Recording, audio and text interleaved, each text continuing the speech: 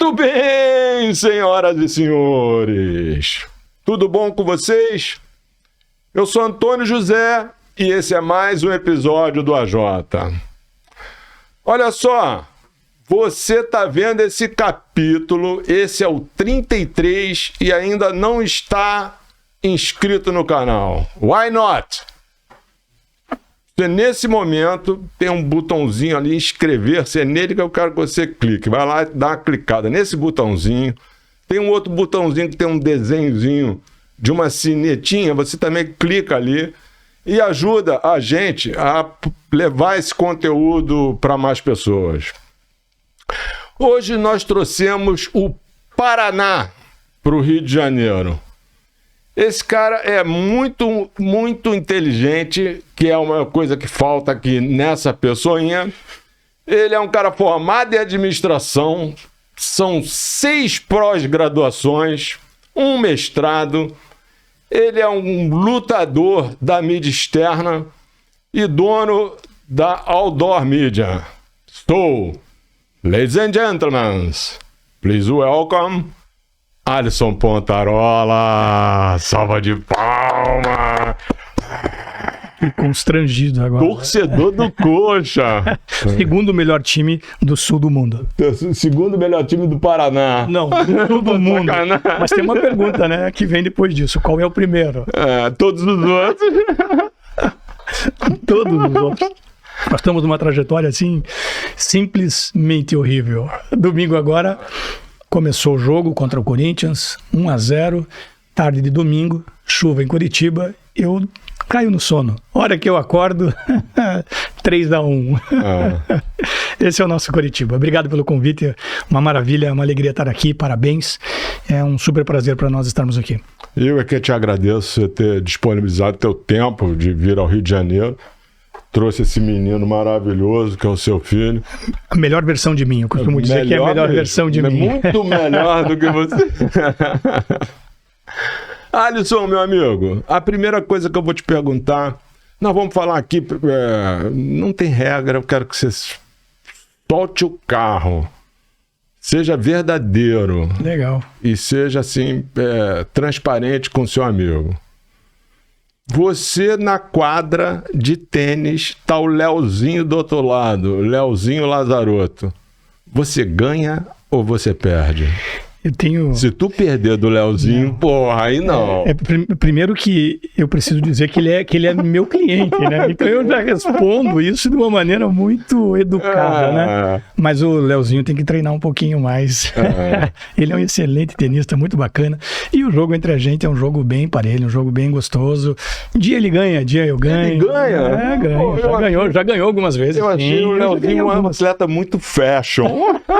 Ele chega com um dress code invejável, total, né? Tudo combinando. Combinando e marca. A história, cara, eu tinha eu morava num prédio aqui na Barra que tinha uma quadra lá e tinha uma galera que jogava, né? Então a gente dominava a quadra, acordava, tinha que marcar a quadra só naquele dia, você não podia marcar no dia anterior, né? Então a galera acordava, marcava de 6 às 7, 7 às 8, até o dia inteiro, né? E tinha um cidadão lá que era o Marquinho. Era um jogador mais ou menos, mas a roupa do Marquinho era invejável, sensacional, tudo combinava, o bonezinho, ele na hora de bater o saque, ele mexia no bonezinho, na munhequeira e tal, era cheio demais. O Leozinho é mais ou menos assim. Mais ou menos assim. Aí a história engraçada eu vou bater um saque, meu saque nessa época era uma panelada. Eu depois aprendi a bater um saquezinho spin, mas era pau, aquela paulada, né? Aí eu tô de dupla com o Marquinho para na rede assim, fazendo a linha do meio assim, ele posicionado, e eu pau, cara, a bola entrou no meio da nuca dele. Marquinho caiu igual a bananeira, pau no chão. O que me atingiu? 15 minutos ali e tal, pô, levanta, não sei o quê, pô, não... Vambora, vamos começar de novo. Marquinhos vai para a mesma posição. Não acredito. Aí eu dou a segunda paulada. Aonde a bola bateu? Na nuca do Marquinhos. Na nuca do Marquinhos. Perdeu um amigo e um perdeu. Mas o segundo saque já era mais fraquinho, né, cara? Mas aí bateu assim, resvalou no Marquinhos, caiu lá na quadra. Pô, mas para, pô, não sei o que e tal. bate mais um saque, cara, mas não, você tá no Marquinhos de novo, não. Sabe que a bola chama, né? O terceiro foi no Marquinhos. Inacreditável. Coisas do tênis. E você falando de saque do tênis, foi uma das grandes lições que... Você sabe que o Timothy Galloway, que é o pai do coach moderno, né, de uma linha de coach educativa, o jogo interior do tênis. O jogo interior do tênis. É muito mental, né? Muito mental. E foi uma das primeiras lições que eu aprendi no tênis, é que existe uma grande diferença entre você sacar para acertar e sacar para não errar. E ele fez uma contextualização no livro e eu tirei essa síntese para mim, né? Construí essa frase. Porque no tênis, como na vida, quando nós nos preparamos para acertar, a gente tem uma fisiologia que nos conduz para isso, né? Você se prepara, o teu corpo se prepara, você intenciona acertar.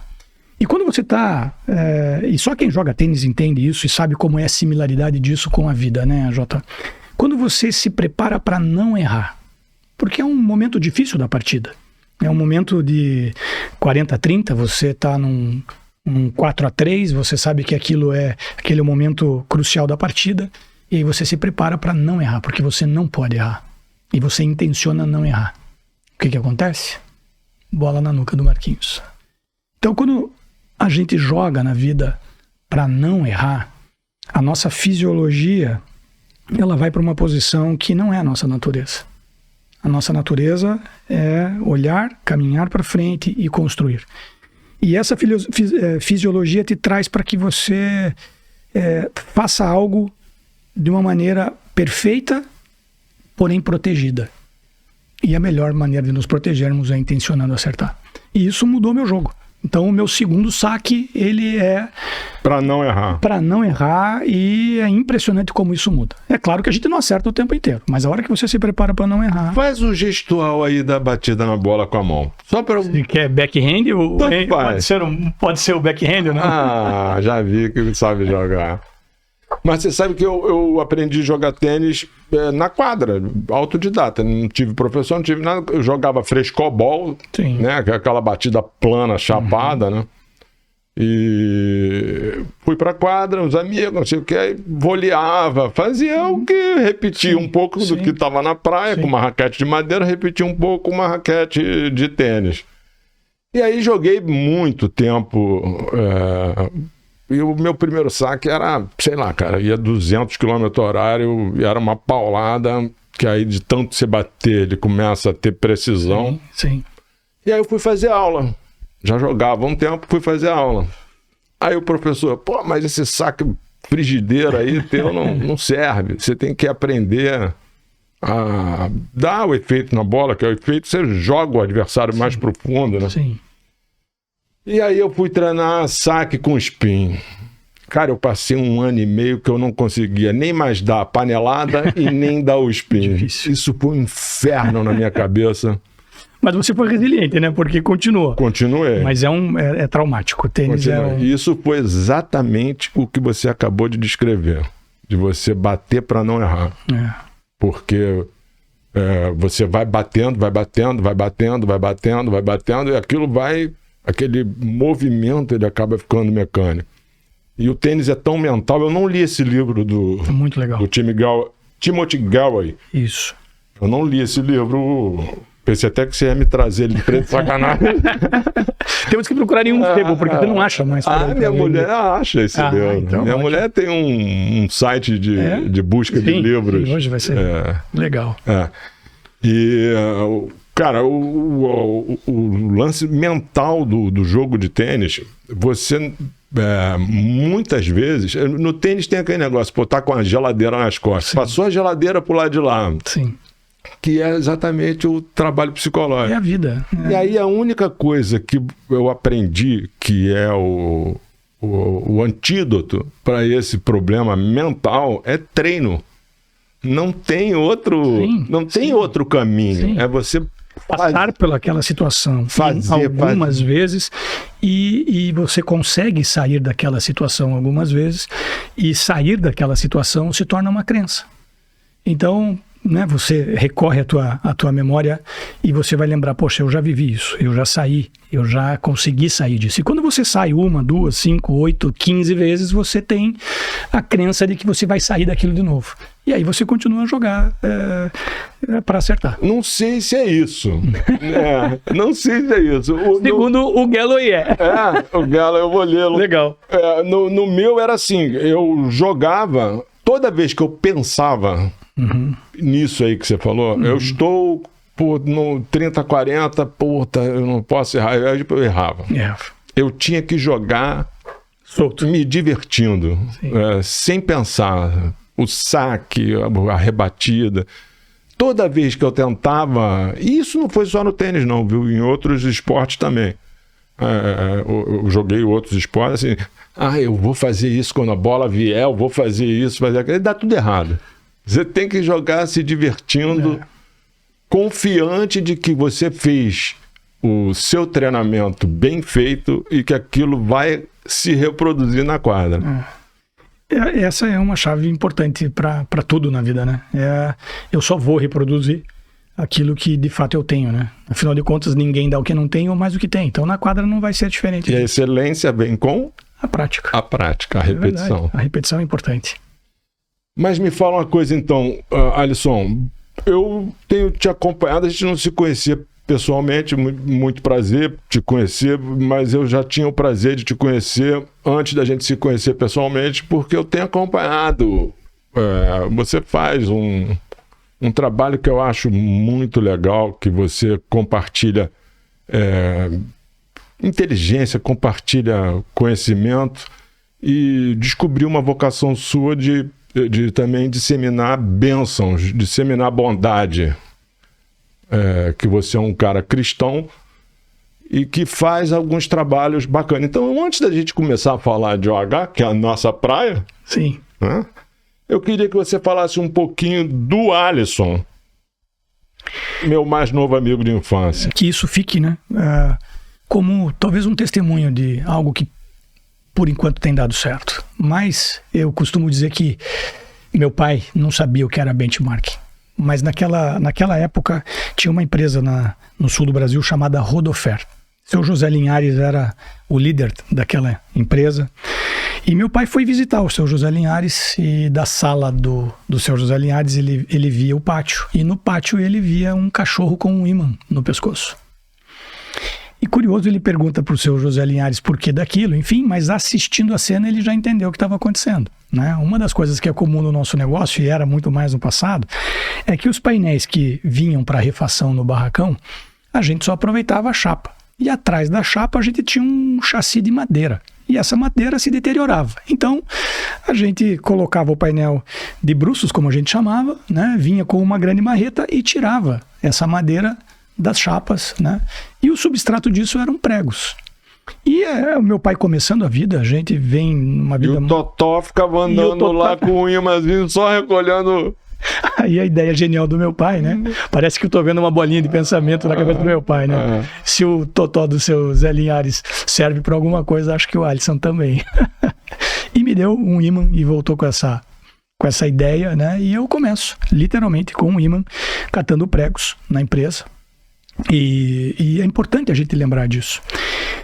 E eu não me lembro se eram dezenas ou centenas de pregos, mas a cada X pregos que eu devolvia para o meu pai, depois de ter catado o prego, desentortado o prego, né?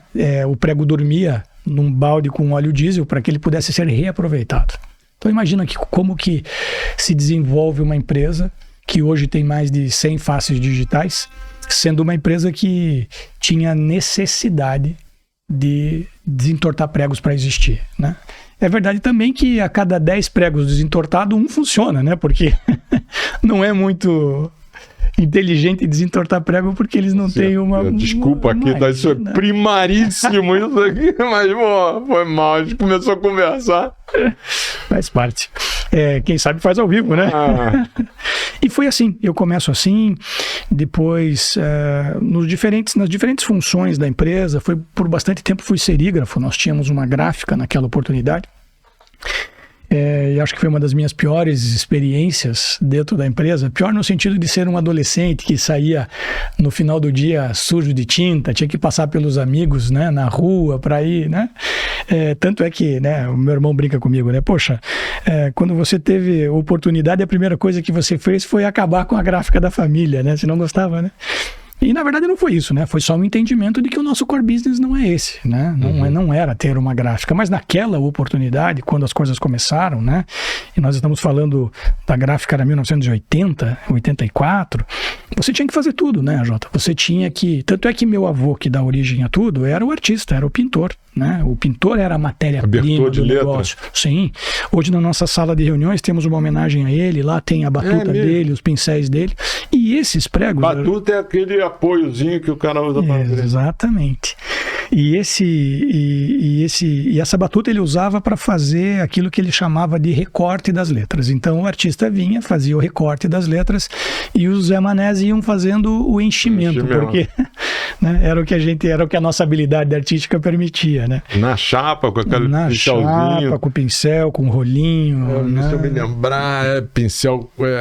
Trinchas, que são maiores, pincéis... O pelo do pincel tinha um pelo específico, a tinta era tinta esmalte. Tinha tinta esmalte, tinha, né, a tinta óleo, que naquela época chamava de óleo, né? Você tinha, afinava, na verdade você tinha para afinar, era um produto específico para afinar, mas a gente não tinha dinheiro para isso, afinava com gasolina, que deixava a tinta mais ou menos assim, né? Fosqueava um pouco a tinta. É uma aventura, né? Você sabe que eu venho dessa escola aí, né, cara? É mesmo? É, exatamente disso aí tudo que você tá falando. Então, temos uma similaridade. Total. Um ponto que eu me lembro muito dos pregos, a Jota, só voltando na história, é que quando nós saímos do endereço onde eu literalmente trabalhava com o meu avô catando os pregos, aí a empresa cresce com o trabalho, a graça de Deus, enfim, o trabalho, e nós nos mudamos, e esse lugar onde era a empresa, ele se torna só um barracão operacional de depósito.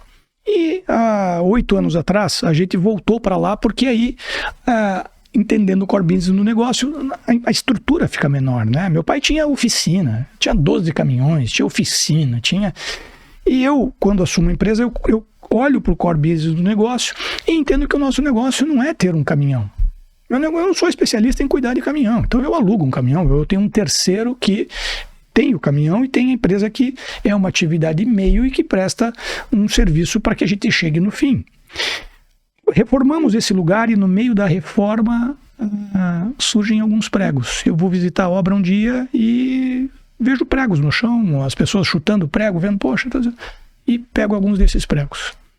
E aquilo me remete a uma nostalgia de lembrar da onde eu vim, o que eu acho que é muito importante. E fiz um quadro na minha sala e coloquei esses 4 pregos que eu encontrei lá para não esquecer da onde... É fácil a gente esquecer da onde a gente vem, né? Então, a hora que eu olho para os pregos, eu chego na minha sala, uma das primeiras coisas que eu vejo lá é a foto da família e os pregos para me lembrar da onde a gente veio, né? Isso é importante. Isso é o mais importante, né? É não esquecer essa base aí. E essa base aí, o seu filho que está ali, ele está ouvindo você contar essa história aí, ele deve estar ali se pensando, pô, só não me bota para catar prego, né? Nem usa mais prego. Mas é isso que forjam, são situações como essa que forjam o nosso caráter, né? E nos preparam para a vida, porque hoje a gente tem tantos desafios, né, Jota, e esses valores nos norteiam até hoje. Você tem irmãos? Você falou que tem um irmão. Quantos irmãos vocês são? Nós somos 4 irmãos, né? O meu irmão, quando viu toda essa loucurada, e muito mais inteligente do que eu, né? Toda família tem diferentes perfis, né? O cara inteligente da nossa família é o meu irmão. Meu irmão saiu, e hoje é um cirurgião bucomaxilofacial, enfim, ele saiu da companhia e foi estudar odontologia, se especializou em cirurgia de pescoço e face, enfim, então esse é o lado inteligente da família, né? E as minhas irmãs que não trabalham na empresa da família, a empresa é da família, né?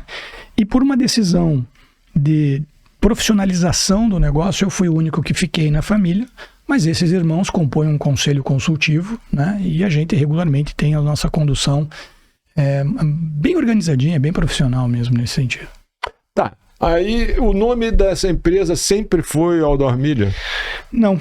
Qual é o primeiro nome? O primeiro nome é ENA, a empresa que meu avô fundou, CNPJ que nós temos até hoje, razão social que nós temos até hoje.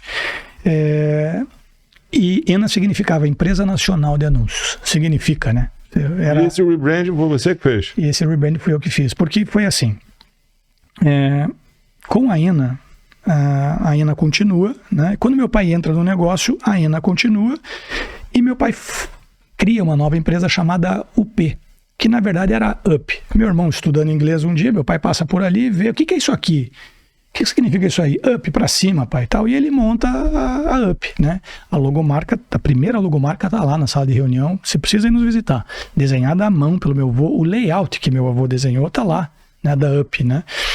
E ao longo da história, quando meu pai começa a sair, meu pai sai com 45 anos na empresa. Por quê? Um menino. Por que né? quis? Porque quis. Ele já tinha, naquele momento, ele já tinha resolvido a vida dele, né? Economicamente, enfim, etc., né? E foi exatamente naquela época em que os homens inteligentes compravam uma terra e faziam uma pousada. Quem queria parar, né? Meu pai foi um desses inteligentes. Depois eu te conto onde está essa pousada hoje. E aí, com duas empresas, né? Eu entro e falo assim, poxa, deixa eu dar um pouco a minha cara. E nisso a gente cria a Outdoor Media, que é a junção desses dois CNPJs que são ativos e vivos até hoje, né? Então a gente cria um nome... A UP e a ENA. A UP e a ENA, né? E tinham outras empresas no grupo que atuavam em outras cidades. A Propaga em Londrina, né? Que veio a ser vendida pelo Raul, que foi sócio do meu pai, o grande Raul, uma pessoa para quem eu tenho, assim, Raul da contato. Raul Nogueira. Raul Nogueira, o Moisés, são pessoas, assim, a quem eu tenho... gratidão, com quem eu aprendi, com quem eu... A escola, né? Pessoas que merecem o nosso respeito, merecem a nossa lembrança e essa história foi indo, né? Acontecendo. E aí, quando a gente entende que tem que, por comando, unir as duas empresas, eu coloco um nome único, né? Porque se tem na rua dois nomes, né? Enfim, e aí a gente cria a Outdoor Media e até hoje. Mas você começa a Outdoor Media, não era... Qual era o game da Outdoor Media na época? Era outdoor, papel clássico, outdoor, 32 folhas. Outdoor. O meu avô, predominantemente rodovia e sinalização de fachadas. Né? O meu pai entra e começa com o outdoor, que naquela época, sim, o clássico, 32 folhas, mas já tinha também alguma coisinha de um outdoorzinho menor, que eram 16 folhas também, mas o meu pai explode realmente com o outdoor de 32 folhas, naquela década maravilhosa ali, 80, 90, onde a padronização fez a diferença. Criada pela Central do Outdoor. Criada pela Central do Outdoor. Foi Meu futuro presidente da Central do Outdoor. Se Deus quiser e a gente puder contribuir de alguma maneira, por pouco tempo, porque os jovens têm que se adonar da Central do Outdoor, né? Que por nome ela remete ao clássico, que é muito importante e que é o Brasil com S. A gente aprendeu, quem cunhou essa expressão aí foi o Leozinho Lazarotto, numa palestra que fez para nós lá, mas foi algo que se encaixou como uma luva na maneira da gente pensar o que é o Brasil, AJ. Né? O Brasil com S, e vamos fazer um recorte aqui. Você sabia que 73% da população brasileira que está formalmente empregada está vinculada a uma pequena, média empresa de cunho familiar? Esse é o Brasil com S. Se você for viajar ao Brasil e sair de 5, 6 principais capitais do Brasil, é o outdoor que está lá. 32 folhas, que funciona por ser padronizado. E aqui a gente não está dizendo que o novo não é bem-vindo. Ao contrário, né? O out of home, que é tão bonito a gente falar aqui, emprestando o inglês para tentar trazer um glamour para o negócio, ele se esconde, ele se baseia, é um tripé dele, o quê? A mídia exterior. Hoje nós temos, para eu parecer simpático aqui, e moderno, e atualizado, eu tenho que falar que eu sou da indústria do out of home. Uhum. Eu não sou da indústria do out of home. Eu sou da indústria da mídia externa. Eu sou da indústria precursora pelo 32 folhas, pau de eucalipto, né? E aqui eu não quero dizer que eu sou saudosista, mas eu não posso dizer que, e entendo que nós devemos, com muita humildade, olhar para isso que foi a nossa origem. Não será o nosso futuro. né? No Brasil conhece, por algum tempo ainda será, né? Aquilo que funciona, aquilo que entrega resultado para o cliente, né? A gente já viu outros canais e veículos de comunicação passarem por uma transformação que, de certo modo, segundo os números, né, dos 100 e-mails, perdeu relevância. E o que ganhou relevância? A mídia exterior. Por quê? Porque ela funciona. O nosso negócio funciona, entrega resultado, tem um CPM assim, imbatível, incomparável. Tem uma série de coisas que a gente pode aqui falar. Contudo, eu acho que é muito importante a gente entender que dentro do Brasil e dentro da nossa indústria, nós temos que respeitar esta base. Ela vai se transformar, ela vai se modernizar, né? Então nós somos, a Central Deodoro, você, né, comentou, nós somos, dentro da Central Deodoro, nós somos a casa da mídia exterior e do out of home. Daquilo que é clássico, daquilo que é tradicional, daquilo que é a base da nossa história, e devemos ser gratos por isso. Aquilo que vai nos levar para o futuro, aquilo que vai ser o nosso futuro lá na frente, né? Não só a programática, não só o 3D, não só, né, mas a maneira como as pessoas vão se comunicar como as pessoas vão fazer dinheiro a partir do nosso negócio. Por que o Itaú, vamos pegar aqui um exemplo, por que um banco que usa o nosso negócio prefere colocar R$1 milhão em uma campanha de out of home? Banco vende dinheiro, banco vende resultado. É melhor para o banco colocar R$1 milhão na mídia exterior do que colocar no produto que ele vende para mim e para você, para que a gente tenha rendimentos. Porque o nosso negócio rende mais para ele do que o negócio dele. Faz sentido? Faz. Então, o nosso negócio é bom. Não, mas eu não tenho nenhuma dúvida. Eu acho que ninguém tem nenhuma dúvida. Nós estamos vivendo 2023, né? A propósito, eu acho que a nomenclatura, o dó clássico, o out of home, e toda essa conversa de glamour que você citou aí, eu acho assim, se der um overview, você tava... O que você trabalha com o quê? Você trabalha com comunicação. Você, como um comunicador do rádio, da televisão, da revista, do jornal, nosso negócio é comunicação. Perfeito. E os nomezinhos que a gente vai dando, o meu painel de lona, ele se chama From Light. Entendeu? Por que é o nome em inglês? Faz a menor diferença. Se um rótulo, um nome, para se atribuir a um tipo, uma característica daquela peça. Para mim, isso não faz a menor diferença. A diferença que eu vejo e brigo e sou um amante voraz da mídia externa é assim, é o cliente, cara. É resultado, é conversão. É eu botar o anúncio aqui e o cliente começar a vender lá. Isso é minha maior preocupação desde sempre. Eu também, como você, eu comecei muito cedo, passei por diversas etapas dentro da empresa, igualzinho a você. Isso me fez muito bem, por mais que naquele momento eu, jovenzinho, achava, por que eu estou fazendo isso? Eu não me divertia fazendo aquilo. Aliás, me perdoe te cortar, eu estimulo muito as pessoas que estão... Né, sua audiência é extremamente seleta e importante dentro da nossa cadeia, que os pais tragam os filhos para dentro do negócio e que eles façam com que os filhos vivam a escola do negócio, né? Só sabe comandar bem aquele que sabe fazer bem. E essa escola que você teve, que eu tive o privilégio de ter, nos torna mais assertivos. Então, fazer com que os nossos filhos vivam o dia a dia da companhia, as dores da companhia, as diferentes etapas da companhia, faz com que eles entendam o negócio como um todo, quais são os pilares do negócio, né? Olha, você sabe que esse é o 33 ou 32, eu já estou pegando a manha de fazer isso, né? Eu falei com vários caras aqui, e era uma pergunta que eu fazia lá no início sobre sucessão. E as pessoas tinham dificuldade em se posicionar com relação à sucessão. E eu identifiquei que eu estava falando sobre um tema sensível. Parei de perguntar sobre sucessão. Mas eu vejo que a sucessão ela não depende muito da característica do negócio, o meu filho não se interessa por isso. Não é que ele não se interessa por isso.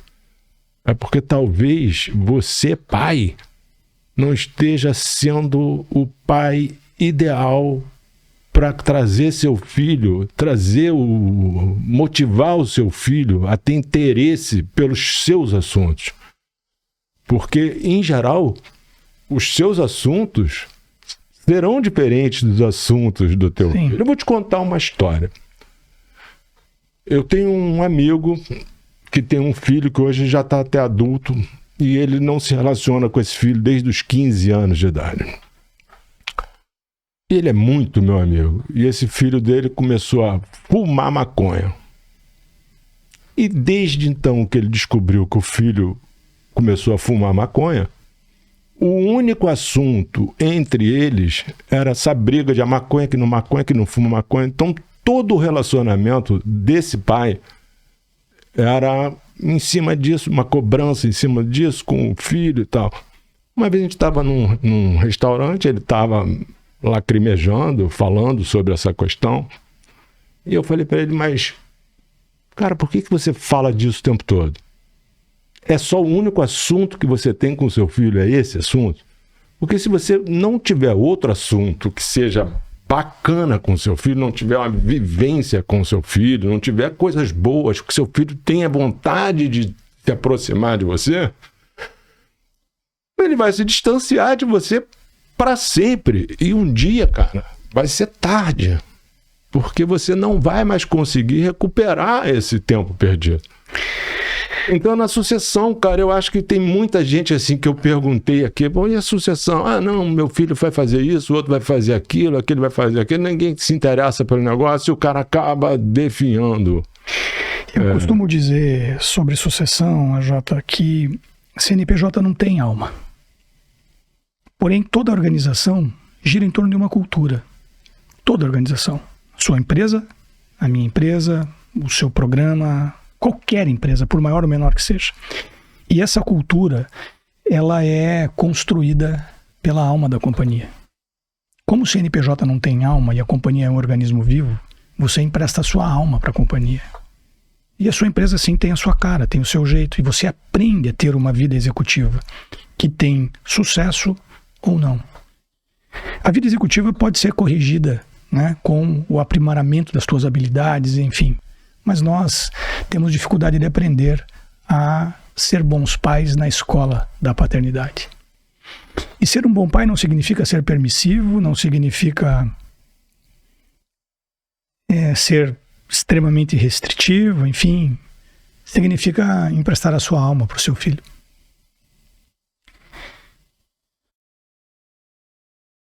E se seu filho não conseguir entender a sua alma, ele não vai entender o seu negócio. Desculpa. A gente abre pouco a alma da companhia. A gente abre pouco a nossa alma para as pessoas. Porque nós estamos sempre tentando nos proteger de alguma coisa. E quando nós tentamos nos proteger das coisas, a gente não dá o melhor para o outro. E o outro é o meu parceiro de trabalho. O outro é um concorrente, às vezes. O outro é alguém que está na cadeia do teu negócio. E dentro de casa, a gente não transmite esse valor. Porque a gente está fechadinho na nossa alma, tentando proteger isso, aquilo, aquele outro. A melhor maneira da gente trazer os filhos para a empresa e construir sucessão é mostrando os problemas que nós temos como pessoa, os problemas que a companhia tem e os desafios que ela tem.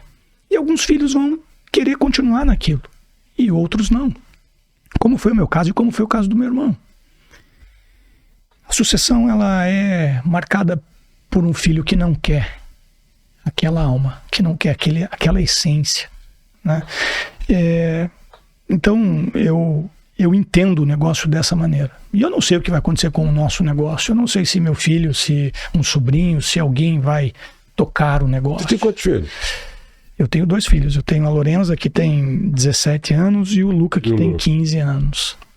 Mas o que eu quero que eles olhem é para a alma do negócio. E se eles se identificarem com a alma do negócio, eles vão ser bem-vindos. E caso não, encerra-se um ciclo que vai ser dorido e doloroso para mim, enfim, porque eu amo o negócio, né? Eu não estou no negócio porque eu tenho que estar no negócio. Eu amo mídia exterior. A minha esposa briga comigo, a gente vai viajar, né? Fala assim, poxa, eu pego o teu telefone para compartilhar uma foto, não tem, só tem foto de painel, cara, né? Então isso é alma. Eu acho que sucessão é uma coisa que, se você me permite uma sugestão, eu te encorajo a perguntar para todas as pessoas, sim, porque nós temos que nos preocupar com este tema. Então, mas, cara, as pessoas, antes da sucessão, antes da empresa, a gente pode falar aqui de pessoas, né? A gente discorrer aqui, esse capítulo não tem hora para acabar. Então, teu voo é tarde, que eu tô ligado. A gente pode falar de pessoa, pode falar de empresa, pode falar de um monte de coisa. Mas assim, quando eu toco sucessão, o cara tá pensando, o meu interlocutor, ele tá de uma maneira geral pensando assim, quem vai ser tão foda como eu pra segurar o rojão que eu seguro, né? O rojão que eu seguro e que, eu sou muito foda, eu sei fazer, eu faço, e eu isso e aquilo. E zero desprendimento, cara. Zero baixar a bola, diminuir a temperatura, sabe? E aí, às vezes, cara, você tem um filho que não vai pro teu negócio, não porque ele não gosta do negócio, a aptidão dele seja outra, o tesão dele seja outro. Não quer muito a tua companhia, essa que é a verdade. Não quer a tua companhia. E é duro tocar nesse ponto, né? Porque a verdade é essa. E aí, né? Usando a tua expressão, um cara que é foda não precisa de ajuda. E esse é o problema. Nós temos que olhar para nós e entender a nossa vulnerabilidade. Vulnerabilidade, que até você falou que estava no avião, leu alguma coisa sobre isso. Na verdade, hoje de manhã, quando eu peguei aqui, se você me permite falar, né? Eu escrevi tá aqui para isso. Escrevi um livro e espero que você tenha uma jornada de leitura que você goste, né? E hoje eu abri exatamente no meu devocional, né? Eu costumo acordo cedo e olho para uma palavra que me estimula. Isso eu fui tocado por um livro que eu li, que era um livro devocional e que me dava um propósito de pensar um tema para aquele dia, né? E hoje eu abri aqui na semana 26 do meu Pequeno Grande Negócio, um livro que eu escrevi durante a pandemia, sem pretensão nenhuma. É um livro que são só testemunhos do que funcionaram. Eu costumo dizer que a teoria na prática é outra, né? Então a gente tem inúmeros livros, mais de 12 mil títulos nos últimos 20 anos de liderança, e com certeza desses 12.001 são melhores do que o meu, mas o meu tem algo que eu tentei colocar aqui, é a alma. O que deu certo na minha jornada, né? O primeiro livro de gestão que eu li, que me impactou muito, isso é 1990, algo assim, foi um livro sobre o Jack Welch, que era o cara que era estudado, né? Era o Elon Musk da minha década, né? Que era o cara que transformou a GE, que fez coisas maravilhosas, e eu li aquilo e falava assim, cara, isso aqui nunca vai caber dentro da Honor Media. Porque eu sou desse tamanho, esse cara era o mundo, né? E aqui tem coisas que funcionam na prática. E hoje de manhã, o que eu li foi sobre vulnerabilidade. E isso me foi provocado porque um dia na pandemia, eu, escutando um podcast, entra um comercial no YouTube dizendo de um coach vendendo um curso que se chamava O Empreendedor Inabalável. Aquilo me deu a raiva, deixa eu escolher uma palavra mais educada aqui, me deu uma raiva de falar, esse cara tá mentindo para as pessoas. Como é que você vai vender um curso de empreendedor inabalável, AJ? O que você vai ensinar para uma pessoa que no dia seguinte vai acordar sem vontade de levantar da cama? Só porque ele é humano como eu e você. Porque tem dias que você não tem vontade de levantar da cama, tem dias que você não está com a pilha inteira, tem dias que você está cansado, tem dias que você só está vivendo o efeito da vulnerabilidade. Furou teu pneu. Azar teu ou sorte do borracheiro? Isso é vida. O azar não é teu e a sorte não é do borracheiro. O azar será teu se você não souber o que fazer com, entre aspas, o problema de ter furado o teu pneu. Aquilo que é um problema para você é a solução para o borracheiro que está no ciclo da vida. O dinheiro sai do teu bolso e entra no bolso dele.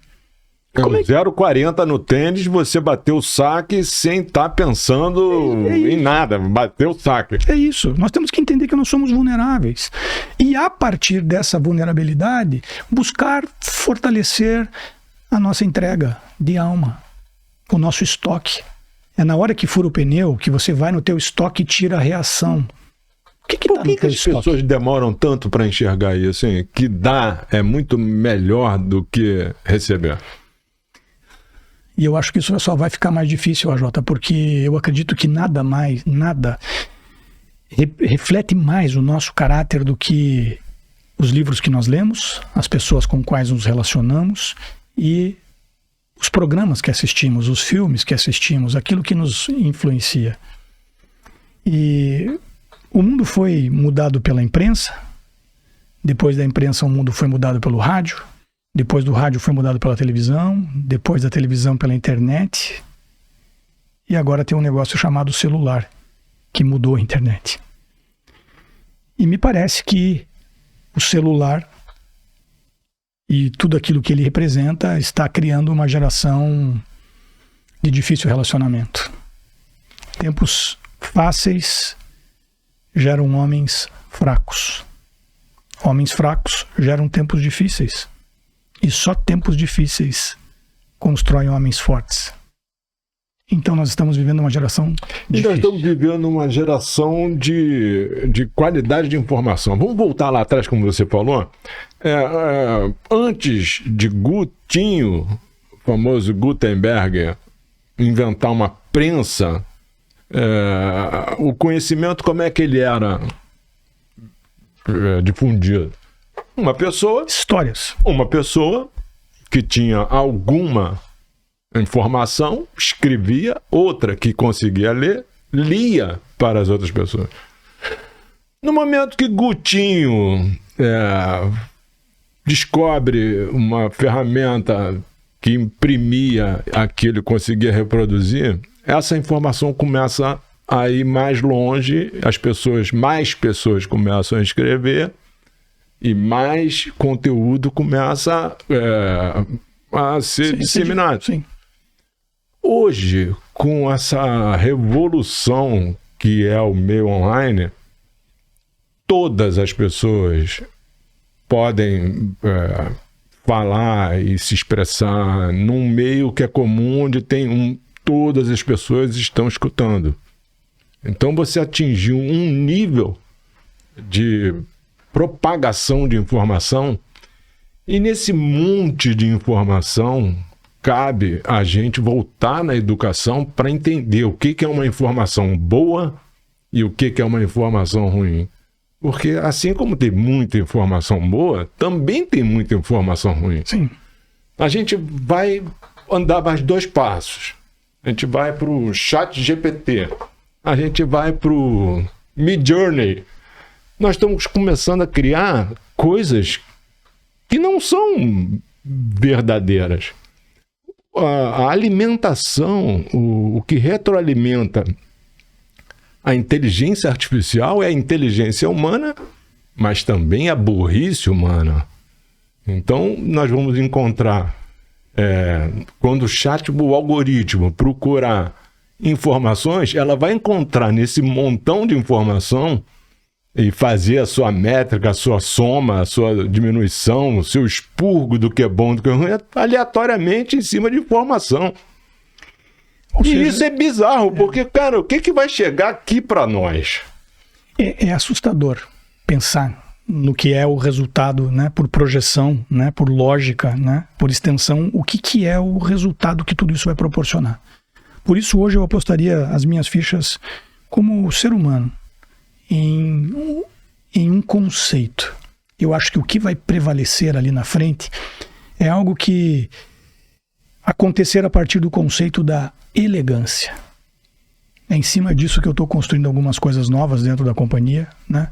Porque nós estamos chegando muito perto da curva do final. Não tem mais o que acontecer. E nós precisamos resgatar algumas coisas. E entre esse resgate, eu acho que nós vamos começar pela elegância. E aí nós vamos falar de outdoor clássicos, de uma maneira, de painéis clássicos, de uma maneira diferente. Uma das perguntas que mais eu respondo é: poxa, mas a digitalização da mídia exterior, do out of home, vai matar o clássico? Não vai. Nunca. Nós vamos viver uma onda de elegância, Jota. Eu acredito nisso. Na maneira de vestir, na maneira de se comportar, na maneira de tratar o ser humano. As pessoas estão chegando num nível em que não existe, além de onde nós estamos, é cair no precipício. Então voltar a abrir a porta do carro vai fazer a diferença, de ter um comportamento vai fazer a diferença. Hoje você está num restaurante, as pessoas estão com o celular, fazendo uma conversa com o celular, com outra pessoa como se ela estivesse ali. E todas as 150 pessoas do entorno, parem, não se impor, né?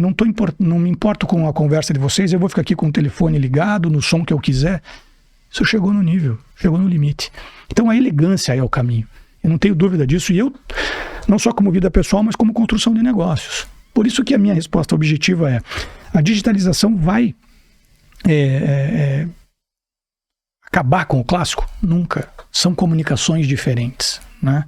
Ano passado, num evento da World Outdoor Organization lá em Toronto, a Lamar, o presidente da Lamar, fez uma explicação. Mandei assim, a carta para ele, não me respondeu não.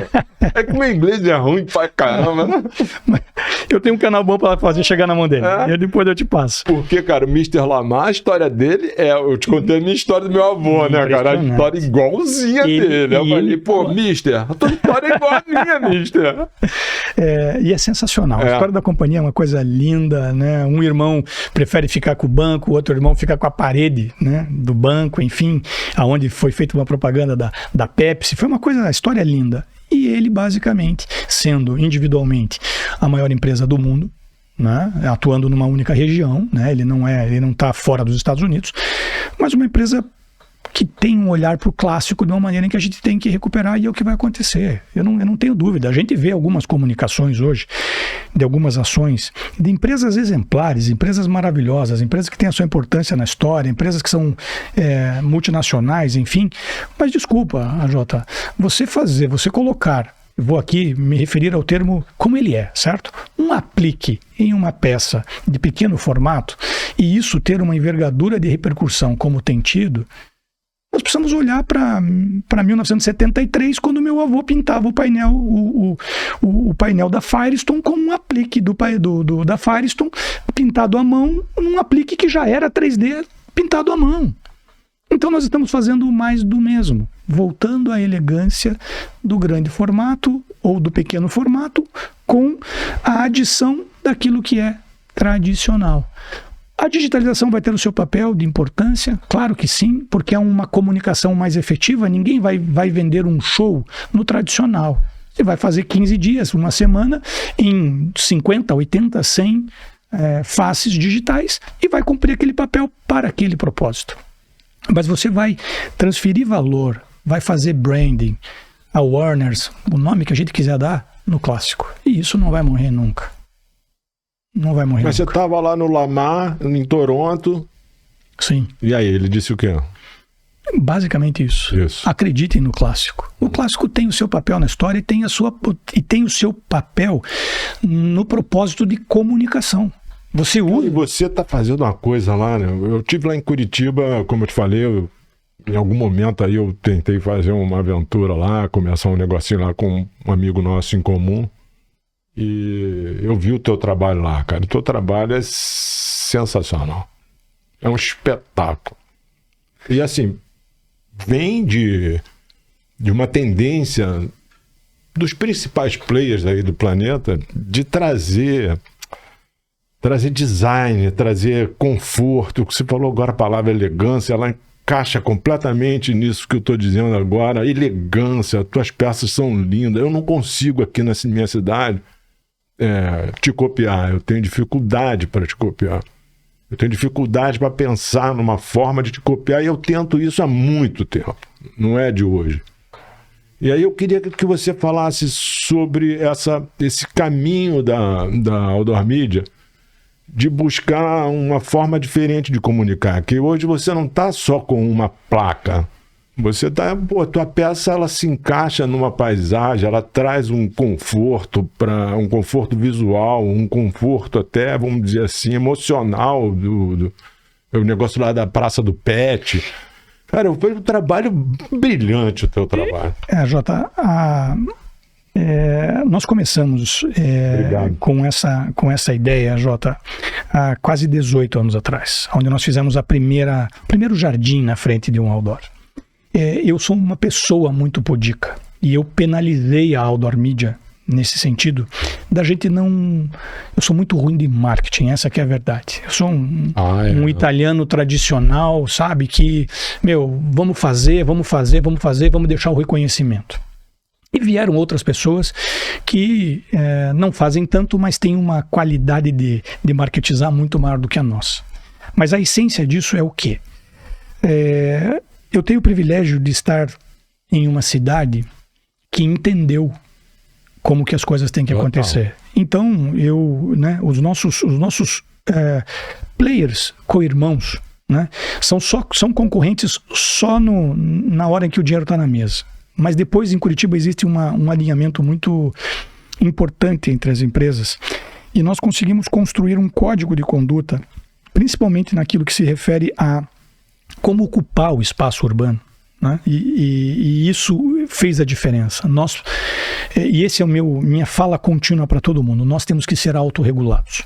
Né? E a gente conseguiu isso em Curitiba. Nós nos tornamos autorregulados. Então a história do Outdoor Media é assim: nós éramos uma empresa de painel de rodovia que se transformou numa empresa de outdoor papel, e que em dado momento em Curitiba, pela legislação, os espaços onde cabiam o 9x3 foram muito diminuídos. E nós tivemos que migrar para um outro formato de 18 metros. E ali nós pivotamos uma empresa que tinha 690, quase 700 faces de outdoor, para uma empresa de frontlight. E isso foi muito traumático, né? Naquela oportunidade a gente estava vivendo o auge dos triedros de outdoor, sabe? Aquelas coisas, nós tínhamos 20 peças que eram triedros de outdoor, que o único que funcionava era o do pátio da empresa. Os outros 19 sempre davam um problema, né? Aquelas coisas operacionais que você entende como é que funciona. E ali a gente teve coragem. Falou, gente, chega. Não porque nós não acreditamos no outdoor 32 folhas de papel, porque a especificidade da nossa realidade. A nossa cidade não permitia mais aquilo, não era mais favorável. E aí nós deixamos de ser uma empresa de 700 faces para uma empresa de 300 faces, porém de frontlight. E isso mexe no que é o core business do negócio, mexe no teu fluxo financeiro, mexe no teu negócio. E a gente ali sofreu bastante, né? Mas fomos à frente. E naquele momento a gente colocou um conceito que, de novo, para a nossa realidade foi muito importante. A Outdoor Media não tem 2 peças com 2 clientes diferentes. A gente entendeu que, uma vez que a gente vende um OTS, um Opportunity to See, nós temos que dar a exclusividade daquela visibilidade, daquele ponto de contato para um único cliente. E ali nós entramos com o conceito de face única. Então, todos os painéis que nós tínhamos, né, que eram o número 1, número 2 e o número 3, passou a ser uma face só. E nós tivemos um outro problema econômico por aquilo, né? Porque quando você tem 3 clientes aqui, você tem um share aqui, né? Esse cliente paga 1/3, esse cliente paga 1/3, esse cliente paga 1/3, e você faz uma composição financeira que entrega o resultado daquele local. Quando você coloca isso numa cadeia de custo onde aquele cliente vai pagar o custo dos 3, você não tem cliente no mercado para isso. E a gente continuou insistindo nessa ideia. Então hoje, qualquer anunciante da Outdoor Media tem exclusividade em um outdoor clássico, em um painel clássico, em um frontlight clássico, né? Nós continuamos trabalhando com o outdoor no formato 9x3, né? Que foi um momento genial da história do mundo do out of home. A central de outdoor é um ponto fora da curva na história do mundo do out of home, sem pretensão nenhuma. Quando entra uma padronização, entra uma organização e trouxe para o Brasil algo que não existe no mundo, essa padronização, né? Por isso que você consegue fazer uma campanha no Brasil com um clique, que é o segredo do negócio, né? É a padronização. Se ela vai perdurar, são outros pontos de análise, né? E eu digo para os nossos amigos que hoje só tem o outdoor 9x3 papel. Continuem. Vocês têm um grande negócio na mão. Não vai acabar nunca. E a sua realidade regional. Tem pessoas que têm vergonha de falar isso, Não vai acabar nunca. Não vai acabar nunca. Primeiro, por duas, o que eu acredito que tem que acontecer é que só tem 3 maneiras do nosso negócio crescer. Nós passarmos a fazer aquilo que a gente não fez, né? Nós planejarmos de maneira diferente e nós tornarmos excelente aquilo que a gente já faz. Se essas empresas que são do outdoor 9x3 só, entre aspas, tornarem excelente o que elas fazem, né? Ter equipamentos melhores, ter uma estrutura diferente, enfim, elas vão continuar entregando resultado. elas vão continuar entregando resultado. Então, nesse momento, o Outdoor Media então, deixa de ter 2 engenhos um do lado do outro, 2 painéis um do lado do outro, transforma isso numa face única, e isso mexe muito, e a gente passa a fazer intervenções urbanas com praças, que hoje já nem existem mais, né? Que basicamente é você pegar um espaço privado e transformar isso em algo que entregue para a população um diferencial.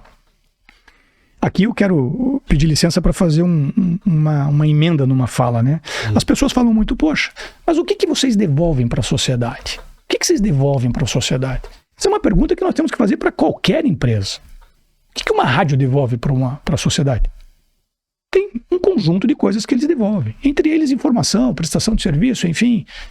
Nós devolvemos o que para a sociedade? Nós geramos empregos, nós fazemos a economia girar, nós entregamos o resultado para clientes. Cada R$1 que colocam no nosso negócio, nós transformamos numa cadeia de 5 a 7 reais.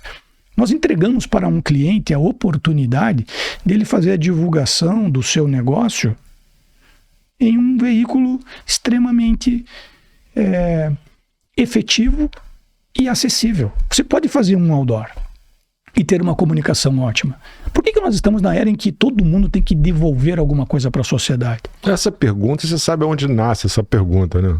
Nasce na França por um cidadão chamado Jean-Claude.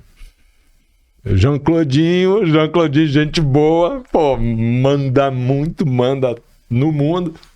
Jean-Claudinho faz essa pergunta e leva essa pergunta para diversos cantos do planeta, e a gente tem o desprazer de ouvir essa pergunta de uma genial burocrata do poder público concedente, variável de qual cidade, não precisa declinar a cidade, nós vamos chegar lá na cidade que é, naturalmente, que a nossa conversa vai ter que chegar lá. E essa pessoa fala, cara, se você me der 5 minutos, eu vou ficar falando 5 minutos de coisas que a gente dá para a sociedade. E você fez uma coisa que é o inverso do que eu faço, que eu tenho feito. Que eu sou um inconformado com essa pergunta, né? E você fez uma pergunta que é diferente da minha, eu não tinha pensado. Que é, vem cá, pô, tá bom, você faz essa pergunta para mim, o que você devolve para a sociedade? É a pergunta maravilhosa. Então, cidadã, o que a senhora devolve para a sociedade? Eu adoraria debater com essa senhora, né? Porque nós só podemos comparar bananas com bananas para a gente tentar entender então como que são as respostas, né? O que a televisão devolve para a sociedade? Então quando essa pergunta tem uma intenção, como você fez no teu prelúdio, né? A gente tem inúmeras respostas para dizer. Inúmeras. E aí a gente precisa só entender o seguinte: vai valer a verdade? Então, se valer a verdade, você não precisa ir muito além do seguinte. No nosso caso, chama-se Lindalva. A dona Lindalva é a senhora que faz o nosso café, que cuida da gente, que coloca as frutas para os nossos colaboradores todas as manhãs e que, dentro da cadeia clássica de análise, seria o menor salário da nossa companhia. Só pela dona Lindalva, quem nós amamos e quem nós queremos muito bem, nós já devolvemos para a sociedade. A gente deu dignidade para a dona Lindalva, que tem um emprego, que tem filhos, que tem uma história. Nós somos empresa. Jota, que história é essa de ficarem fazendo esse questionamento para o nosso negócio, como se o nosso negócio fosse algo qualquer? Nós geramos empregos formais, a gente pode achar 1 milhão de outras coisas e nós temos 1 milhão de outras entregas. Nós podemos falar do social, nós podemos falar de um monte de coisa. Aliás, outra coisa, me desculpe, muito sem propósito de falar, é da pauta ESG. Eu quero debater com ela ESG, começando pelo G. Eu quero entender qual que é o nível de governança dela, do departamento dela, do negócio dela, do imposto de renda dela. Aí a gente começa a conversar. As pessoas querem começar a falar de ESG pelo E. Vamos falar então do S, daquilo que a gente entrega. A Outdoor Media fez uma campanha pós-pandemia chamada Pense Grande e Compre do Pequeno. Eu lembro. Nós entregamos mais de 2 milhões de impactos 2 milhões de impactos. Custo zero. Para mais de 79 companhias. Eu fui dessas 79 companhias de tamanho pequenininho. Né? E esse programa continua até hoje. Tá até hoje? Tá até hoje. Todos os anos a gente reedita esse programa no final do mês de abril. Né? Eu fui em 5 empresas. Uma delas eu lembro a menina chorando porque ela vendia bombons, chocolates. Né? Eu lembro dela chorando. Tive a oportunidade de ter acesso à mídia que gerou isso, que me ajudou a pedalar nisso, naquilo, naquele outro. Nós somos um ente que contribui para o desenvolvimento da cidade. Desculpa se eu não quero parecer nada além de verdadeiro aqui, AJ. Sorte das cidades que abraçarem as empresas de mídia exterior. Sorte das cidades que abraçarem. Nós somos um canal de comunicação. Lá em Curitiba, é lei. Todos os ativos digitais entregam 1 hora de programação por dia para a prefeitura. Nós fizemos mais de 5 milhões de inserções de 10 segundos durante a pandemia. De graça para a prefeitura de Curitiba. De graça para o curitibano que olhou um outdoor e falou, pô, virou a bandeira. Agora é bandeira vermelha, eu fico em casa. Quanto vale isso? E se uma dessas 5 milhões ajudou a salvar uma vida? Isso é contribuição social. Dar a oportunidade de uma empresa fazer uma veiculação efetiva é uma contribuição econômica, social, é uma contribuição. Nós somos um canal, nós somos uma opção de comunicação.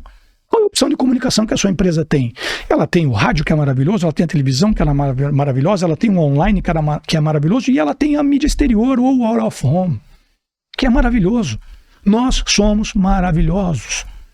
Quer mais entrega do que essa? A gente precisa discutir isso. Né?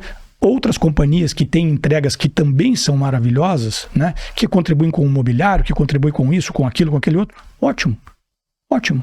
Nós também somos maravilhosos. Nós temos que sair dessa linha do patinho feio. Uhum.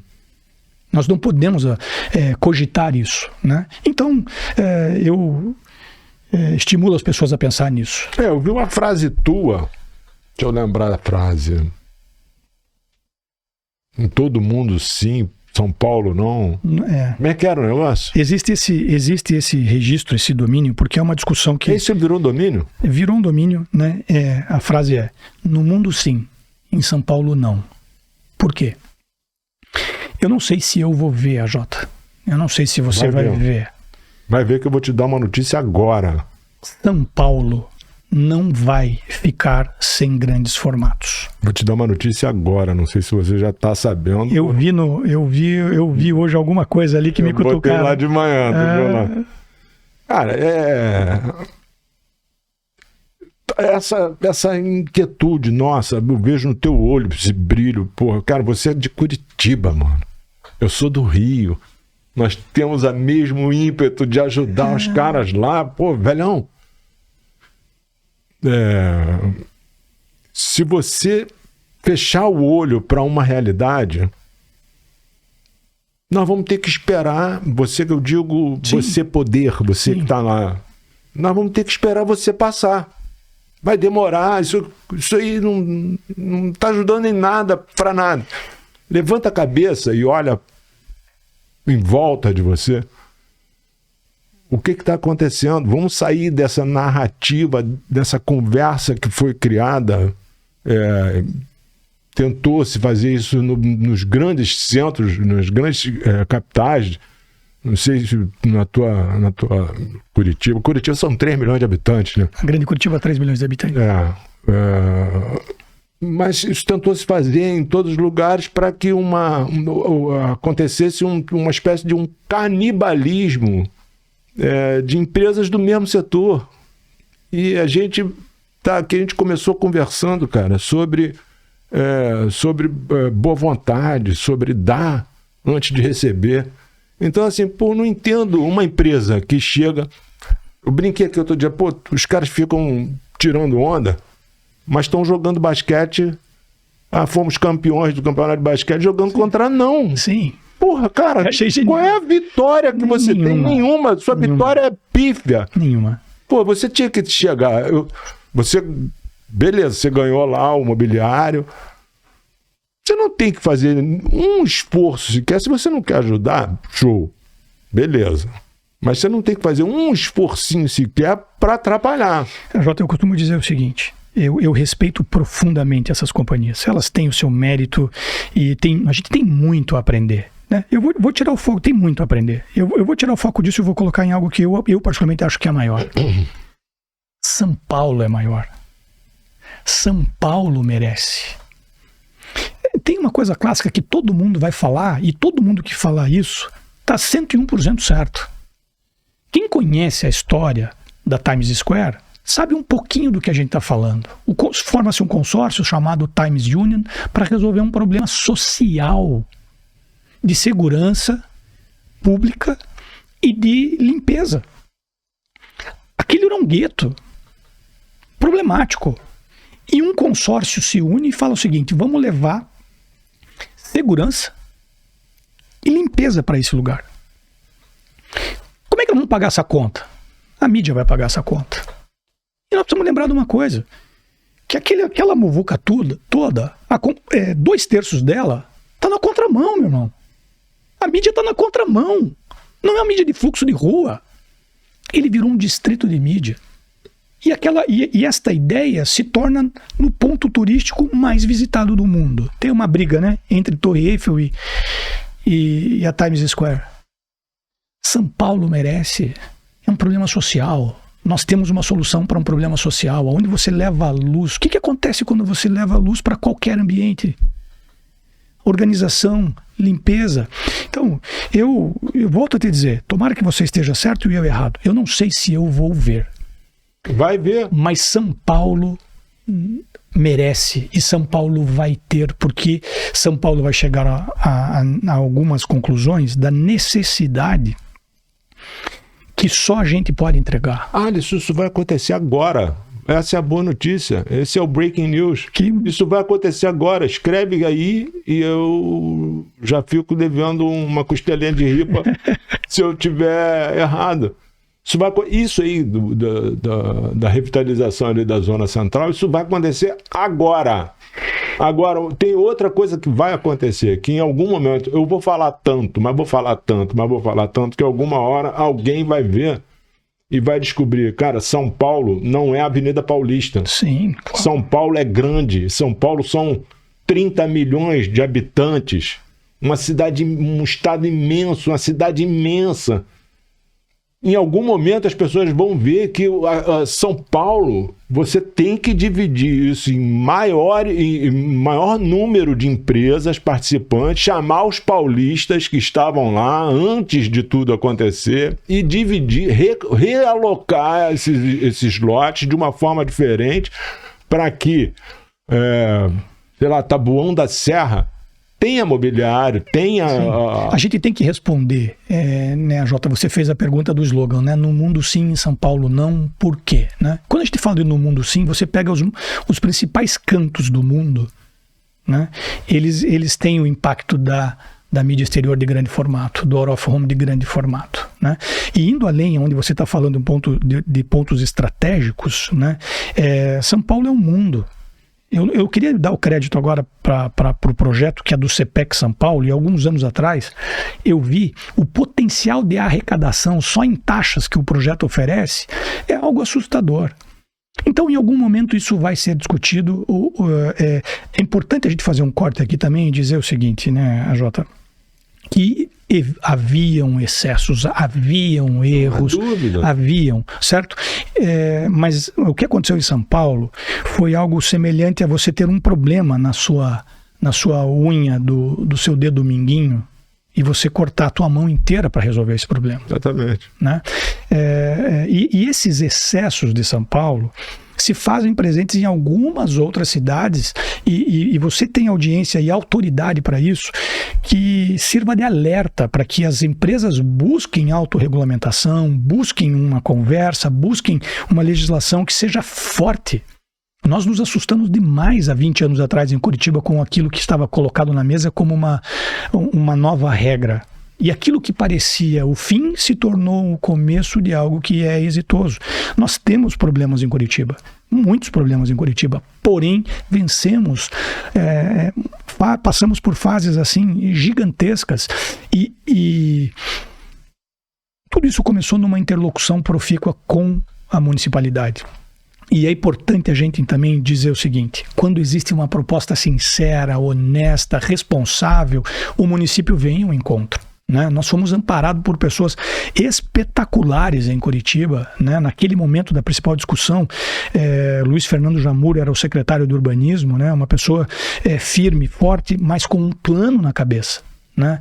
Que era realmente trazer uma regulamentação diferenciada. Né? E as coisas aconteceram. Né? Então, eu digo assim, Curitiba é um exemplo de algumas coisas boas que aconteceram. Também temos algumas coisas que precisam melhorar e irão melhorar, mas a autorregulação é o caminho. Eu quero aproveitar que você fez essa correção aí com relação a São Paulo. Eu vou voltar lá que eu citei o pessoal do mobiliário. Sim. Eu não estou fazendo nenhum juízo de valor. Os caras estão fazendo o trabalho dele, aliás. Eles levaram o nosso sarrafo lá para cima, o que foi ótimo. É ótimo. Agora, nós estamos em 2023. O nosso segmento está maduro. Hoje, acontece uma coisa bacana em Sydney, na Austrália. Em 1 minuto você está sabendo o que o cara fez lá de bacana. E você tem a oportunidade de replicar aquilo muito rapidamente, trazendo benefícios. Nosso segmento está maduro. Eu não vejo como o mercado não suporta mais amadorismo, não suporta mais, você citou as placas lado a lado, com anúncios diferentes, choque de comunicação. O mercado não absorve mais isso. Hoje nós estamos caminhando para métrica, nós estamos caminhando para digitalização, nós estamos caminhando para programática, nós estamos caminhando para desenvolvimento. Agora, eu não posso deixar de falar assim, pô, cara, você não pode bloquear a possibilidade de empresas tocarem negócios numa cidade grande como é São Paulo, com negócios que são com a vocação inevitável. Essa pessoa de São Paulo, eu tive com ela, assim, um esbarrão, né? E eu falei, cara, mas vocês vão ficar essa luta por muito tempo. Eu nem achava que ia ser tanto tempo, já vão 17 anos. Muito tempo. E eu falei, cara, mas vocês vão ficar brigando contra a vocação desse prédio? A vocação desse prédio é assim... Um dia você vai sair daí, um dia isso aí tudo vai mudar e o cara vai olhar e falar, a vocação desse prédio é virar uma empena cega para uma comunicação, uma propaganda. E hoje, com o digital, muito mais ainda, isso dá um... Jota, veja, voltando só a esse ponto daquilo que é entrega, você falou do digital, eu me lembrei do seguinte. Quer mais água? Eu estou bem, obrigado. Então, veja, hoje é lei em Curitiba... As empresas, nas faces digitais das nossas empresas, nós entregamos 1 hora por dia. Isso significa mais de 300 inserções de dia por equipamento. Significa o quê? Que a prefeitura nos usa como um canal de comunicação para falar lá no bairro do Xaxim aquilo que está acontecendo lá no bairro do Xaxim. Depois ela nos usa lá no bairro do Boqueirão para falar aquilo que está acontecendo no Boqueirão. E, simultaneamente, a prefeitura nos usa para uma comunicação geral, de cunho informativo para Curitiba. Matrícula, evento. A custo quanto? Zero.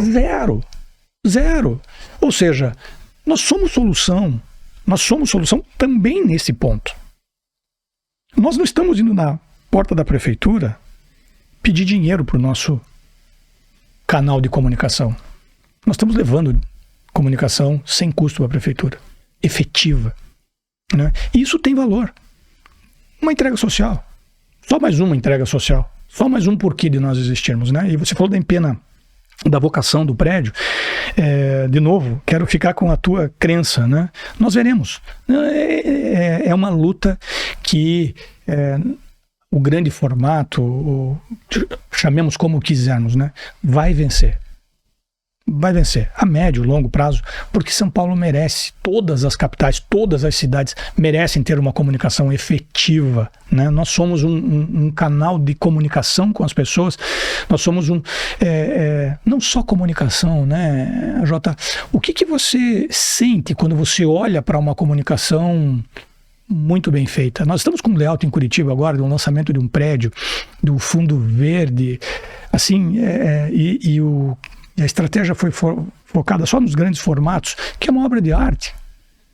É uma obra de arte. Então, eu tenho certeza que nós precisamos voltar a essa discussão, nós precisamos colocar na mesa pessoas que tenham autoridade no assunto para desenvolver, mostrar planos que já são bem desenvolvidos, e a gente tem que voltar a essa discussão, nós temos que voltar a essa pauta, né? Nós estamos trocando agora uma banca em Curitiba,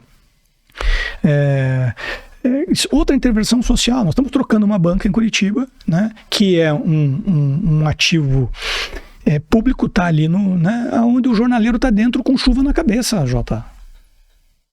E aí? Você está trocando aquele ativo, você está padronizando aquele bem num formato lindo, que é o formato de Curitiba, né? Eu amo Curitiba, então eu sou suspeito para falar. Poxa, isso é uma entrega, é mais uma entrega, né? Mas eu ainda gosto, falando sobre entrega, eu ainda gosto mais da entrega que nós fazemos para a dona Lindalva, gerar um emprego. Eu gosto dessa entrega, eu tenho algumas Lindalvas lá, que a gente inclusive tenta levar, a gente falou de sucessão, né? Eu acho que lá na minha companhia eles já carregam isso no DNA, né? Porque a formação é essa, né? De, cara, quem tá contigo, você tem que...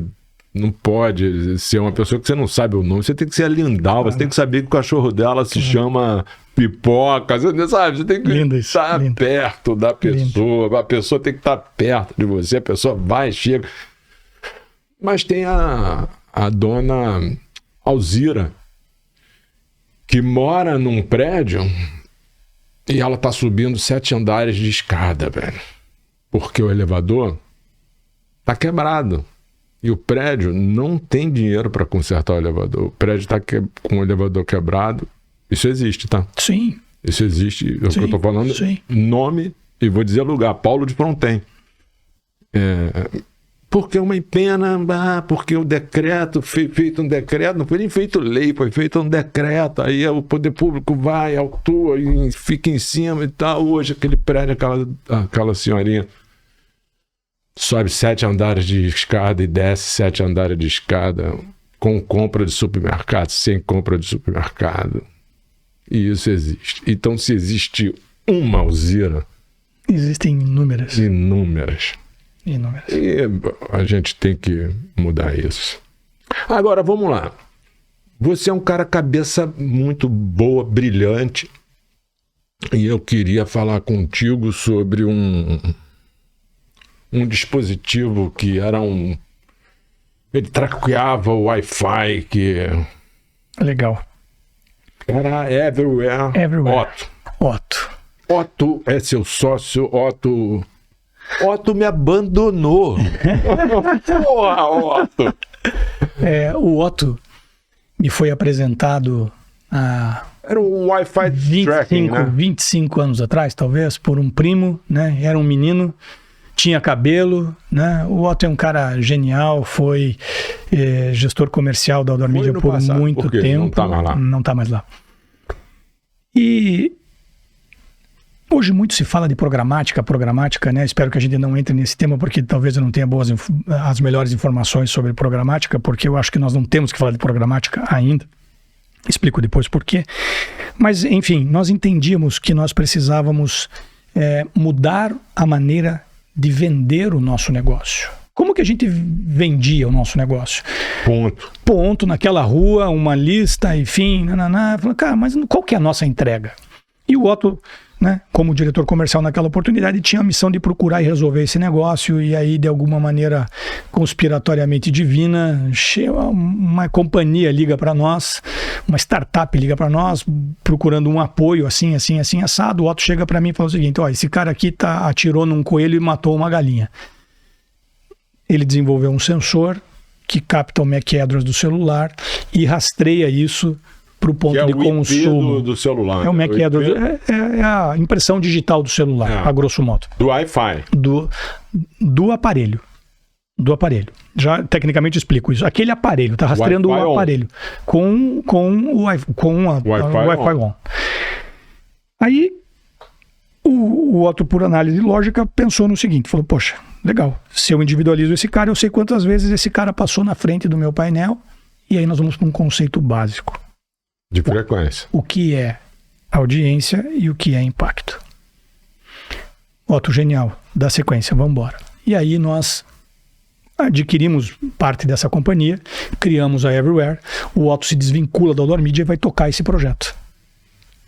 E de fato é um projeto sensacional, porque não existia isso no Brasil e a gente tinha muito, eu acho que, né? Até quando a gente apresentava a Everywhere, nós tínhamos, achamos na internet um news da Clear Channel de muitos anos atrás, nos Estados Unidos, 1960 e alguma coisa, com um cara contando gente passando na frente do painel.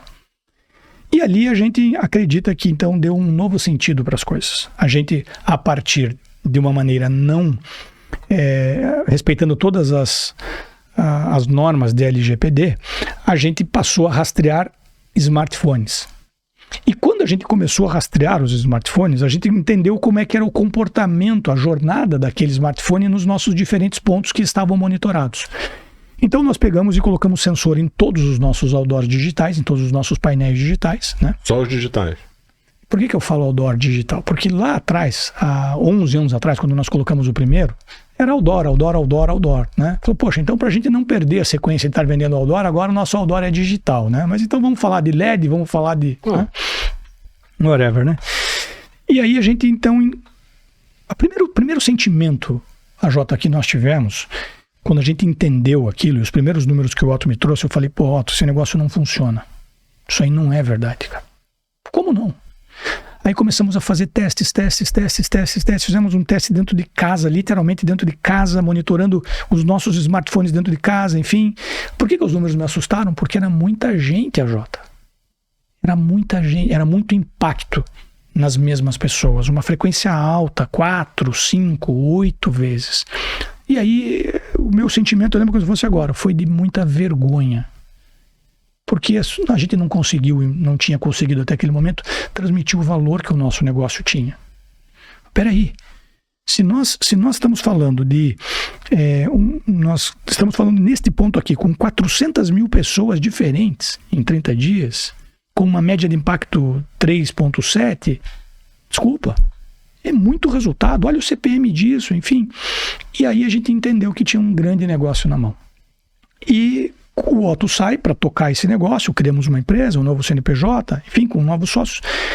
E para nossa surpresa, o negócio tem uma aceitação super grande, porém a gente não conseguiu trazer escala para isso. Porque a maneira como é feito isso é a partir de sensores, você tem que ter uma internet de banda larga lá, isso gera um custo que o nosso segmento ainda não estava preparado para absorver. As pessoas ainda não entendiam o valor que aquilo tinha, né? E agora, em fevereiro desse ano, nós concretizamos um negócio com o Joaquim da For You See, outra cabeça super pensante, que você pode convidar para estar aqui com você, e nós vendemos a Everywhere para a For You See, e um dos pontos de briga com o Joaquim foi o Otto, né? Pô, não, o Otto fica, não, o Otto vai, o Otto fica, o Otto vai. E aí não teve jeito, né? Ele é o cérebro da operação, então hoje o Otto está vinculado à For You See em um dos sistemas mais precisos de medição de audiência e impacto que eu já tive notícia. Estamos testando agora um modelo que faz exatamente como a Everywhere faz, né? Uma empresa canadense muito bacana, enfim, que entrega a mesma coisa que a Everywhere entrega, né? Hoje For You See, né? Mas o que me chamou a atenção ali foi começar a entender o negócio, AJ. Gente, reaprender a vender o seu negócio, mudar a linguagem. Uma das Você falou que não era um bom vendedor, mas você é um bom vendedor, hein? Não é minha praia. Porque uma das coisas é você conhecer os atributos do teu negócio. Sim. E sem essa medição... Tem como. Você tinha IBGE, Geofuso, Geomapa, não sei o quê, um monte de informação que estão lá catalogadas. Algumas buscam no banco de dados da outra e trazem uma informação que é uma repetição da informação primária. O Everywhere me surpreendeu, chamei Otto, vamos botar esse troço todo aqui. Botamos. E aí, qual a minha surpresa? Diametralmente oposta à sua, foi exatamente o contrário. Deu um número, esse número tá muito baixo. Por que deu um número tão baixo? Otto, vem aqui, Otto. Por que deu um número tão baixo, Otto? O IBGE tá dizendo aqui, olha aqui, o 7 Rio tá dizendo aqui isso, aqui um fluxo biário, e tal. E a gente, como dizia Rubens Recupero, não sei se você sabe quem foi Rubens Recupero, foi um doido que já esteve no governo brasileiro em algum momento no passado não distante, que falou que o que é bom a gente... o que é ruim a gente esconde, o que é bom a gente divulga. Eu peguei esse número pequeno e eu vou continuar traqueando para ver isso. Agora eu estou para ver, você falou de uma ferramenta muito legal de Toronto, né? Eu entendi um pouco a leitura ali da questão do celular, fiz conta, fiz métrica, fiz uma série de coisas. Mas eu acho que vale muito a Jota chamar de novo para a gente entender, porque na cabeça do cliente faz muito sentido. Tem outras ferramentas no mercado, né? Tem uma ferramenta que está se tornando mais popular no Brasil e mais usada no Brasil pela facilidade que ela representa, né? Qual? O professor Laércio né? Do InfoH, né? Então, ali ele tem uma metodologia, ele tem uma maneira de fazer que é mais fácil pro empresário entender o negócio, né? E hoje, né, em dado momento, a gente tinha essa complementaria, dessa concorrência, vamos chamar assim, né? Eu, particularmente, fiquei com o lado enfático da informação. Porque quando eu estou diante do meu cliente e eu consigo dizer para ele como que eu faço, eu estou acima da dúvida da entrega, né? Então, a Outdoor Media é uma outra metodologia, é muito mais caro fazer com Everywhere for You See agora, na verdade, né? Você vendeu toda. Você chegou a ser... A Outdoor Media tinha 80% do negócio. 80% do negócio. Mas começou com metade só, né? Enfim, o Otto era sócio desse projeto. Sim, botaram muita grana lá nesse projeto? Foi muita grana no projeto. Né? Mas valeu a pena. Faria tudo de novo, Jota, só para... Aprendeu para cá. Aprendi muito e vou assim... a crença que eu tenho na entrega do nosso negócio hoje, sabe? De você olhar no olho do cliente. Assim, o primeiro que a precificação da Outdoor Media mudou. Não, por menos do que isso, não entrega. Porque a gente vale isso, e a gente vale isso porque a gente entrega isso. Quando você consegue provar o quanto você entrega, dentro da Everywhere tem diferentes entregas que a Everywhere faz, e a Everywhere faz uma entrega, a For You See, faz uma entrega hoje, que é aquilo que a gente tinha batizado lá atrás como taxa de conversão. Poxa, se o sensor está aqui neste equipamento, neste painel LED ou neste clássico, e o sensor vem para cá, aonde está o restaurante, que foi o case que nós estudamos, né? A gente consegue dizer quem passou aqui e veio para cá. Isso é uma sugestão de que quem viu isso converteu aqui. Isso. Né? Eu fiz um monte disso. E nós aprendemos uma outra coisa que quebrou um conceito muito forte no nosso negócio, que é o cliente que está no entorno, ou o cliente que está comprando, ele quer uma certa cobertura em torno de um raio. Por ele acreditar que aquele raio é que influencia. Exatamente. E não é verdade. Eu fiz isso para o Outback. Eu botei sensor dentro das lojas Outback e nos painéis. Então eu lia que o Alisson passou no painel aqui e entrou na loja lá na Abelardo Bueno. Não foi na loja aqui do Barra Shop, foi lá na Abelardo Bueno. Mas eu sei que você entrou lá. Agora eu falei esse negócio do número menor, Eu não falei que estava errado, você deve ter percebido. Sim, sim. Eu falei que ele estava menor. Sim. E aí você tem uma informação de 30 mil, de 60 mil, de 90 mil e de 150 mil. É muita discrepância. Eu, como continuo sendo aquele mesmo garoto inquieto desde sempre, eu fico, não posso parar, eu tenho que continuar fazendo conta. Posso te falar sem papas na língua? Pode, claro, deve. A credibilidade que esse sistema enfático gera é quase irrefutável. Porque você mostra para o cliente como que você faz. Hoje, no processo, qual foi o gap do negócio? Estou contando aqui, então, os bastidores. Foi que ao longo do tempo, a randomização dos números de celular causou uma diminuição do número. E aí os engenheiros fizeram uma correção, que hoje é feita por câmeras. Então, AJ, o número é enfático. Eu não tenho estatística, eu não tenho probabilidade e eu não tenho eu acho que. E isso te dá um poder comercial. Que é ainda assim um número gigante, não é um pequeno número. Mas assim, isso te dá um poder comercial em que você chega para o cliente e fala o seguinte, olha, se você anunciar nesta network aqui, você vai ter X mil impactos e X mil pontos de audiência. Isso aqui está estudado enfaticamente, assim. O que isso fez? Isso nos mostrou algo que às vezes a gente não quer ver. Então eu achava que para você ter uma cobertura eficiente em Curitiba, você precisava ter 50 faces. 200 faces. Hoje tu faz com 20. Muito bem feito. E planejadinho. Muito bem feito. E o cara não se incomoda de repetição da mesma mensagem. Então, ou seja, tem gente que quer continuar vendendo 50. Você tem que vender 20 e as 20 melhores, né? Você, no nosso pré-conversa aqui, você falou sobre quem está olhando para o cliente. Quem faz isso aqui está olhando para o cliente.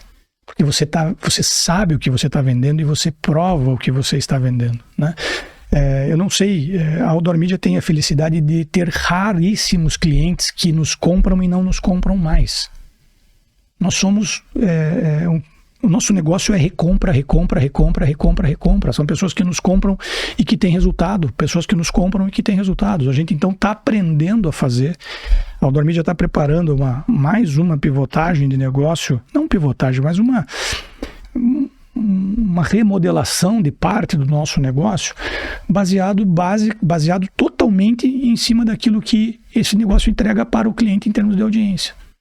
Ou seja, é nos tornar mais eficiente custando menos. Não porque o cliente vai pagar pecuniariamente menos, porque nós vamos entregar mais audiência para esse cliente pelo mesmo valor que ele tem. Porque nós chegamos ao fim de um ciclo de estudo e pesquisa, que foram de 4 anos, de como formar networks. Vamos ser sinceros, como é que a gente forma uma network? Network shopping. Eu acho que esse ponto, aquele ponto combina com o fluxo, enfim. Então a gente saiu da era, eu acho que tinha um sensor. O pessoal comercial está todo... Estamos numa catequização e todo mundo vivendo isso. Então nós rastreamos o shopping, nós colocamos sensores no shopping e os sensores se espalharam pelos nossos pontos. E aí pergunta-se para o sistema, quais são os 20 painéis que mais têm contribuição de fluxo para cá? São esses. Essa é a melhor network do shopping. Não precisa fazer 30, faz esses 15 que resolve. E é isso que nós estamos entregando a partir de janeiro do ano que vem, a reformatação dos nossos circuitos, enfim. E o nosso negócio passa por isso. É isso que a gente tem que entregar. Enquanto muitas pessoas estão falando de programática. Você quer falar de programática? Eu acho que a base é a seguinte, Jota. A base da programática é nós entendermos a nossa audiência. Essa é a base. Pouquíssimas empresas no Brasil entendem quem são as suas audiências. Pouquíssimas ferramentas hoje entregam quem de fato é a audiência. Então eu entendo que antes de falar de programática, que é um futuro, nós não vamos brigar com isso. Mas ele não é o futuro que as pessoas estão dizendo que é. Ele não chegará no tempo em que as pessoas estão dizendo que vão chegar. E a programática não vai atrapalhar a compra do clássico, do tradicional, né? Você estava falando um pouquinho da inteligência artificial antes da gente falar, ela vai fazer parte do trabalho. Empresas que continuarem com alma e que tiverem alma vão fazer entregas exponenciais. Então eu respeito as pessoas que falam, as pessoas que defendem, as pessoas que catequizam, e é claro, é evidente, Está aí, já acontece, e isso só vai vai ampliar, vai aumentar e vai melhorar. Mas não vai ser o todo, longe de ser o todo. Quando tudo der certo, quem arrisca o percentual de compra que será por programática? Quem é o gênio que arrisca? Eu acho que a programática já está acontecendo. Ela já vem a programática não é um assunto novo, é um assunto antigo. Sim. Já aqui no Brasil é novo, e especial no campo do nosso segmento Our Home. Ele é novo e é uma forma nova. Eu entrevistei um montão de gente, inclusive um menino que esteve aqui comigo, menino brilhante. Fizemos uma verdadeira aula sobre programática. Não sei se você já teve oportunidade de ver esse episódio lá. Eu acho que sim, se não tem, veja. Não, eu vi com, eu acho que Eduardo Bizzi, que está na JC. Um menino maneiríssimo, curti muito ter conversado com ele. Foi uma aula, realmente. Mas eu sou pró meu cliente. Eu digo para você, assim, a programática hoje, o que eu trago de benefício para o meu cliente não é grande coisa. Eu trago, mas aí você segmenta, que faz, tá bom, beleza. Fica com essa verdade aí, beleza, sem problema nenhum. Não há nada que isso possa acontecer que não pode acontecer eu e você sentados aqui à mesa, trocando uma ideia, interagindo, olho no olho, vivendo de verdade. E é uma coisa que eu sempre me pergunto, o que a gente quer, sabe, Alisson? Porque a gente vai... Citei aqui que a tecnologia, assim como a genética, não tem ética, e alguém me surpreendeu. Porra, mas você não pode falar assim. Você tem que falar que não tem limite. Eu falei, beleza, então vou corrigir. A tecnologia, a genética não tem limite. Ela vai aonde ela tiver que ir, para o lado que ela tiver que ir, e nem sempre é para onde que a gente quer. Nós, humanos, pessoas que apertam mão, que abraça, que beija, que manda recado quando você menos espera. A programática, ela vai te mandar recado quando você espera. Quando você não espera, ele não vai te mandar um recado. E nós somos humanos. Então a pergunta que eu tenho feito, é isso que a gente quer? É isso que eu quero que a Alessandra me ligue, cara. Mas você não vai plugar? Vou plugar. Óbvio que eu vou plugar. Eu vou andar junto com quem está na ponta, eu vou tentar andar junto, mostrar meu carro ali no retrovisor, sabe? Mas eu me pergunto, eu sou inquieto, natureza minha, entendeu? Eu faço essa pergunta para você. É isso que nós queremos? Que você, cada vez mais...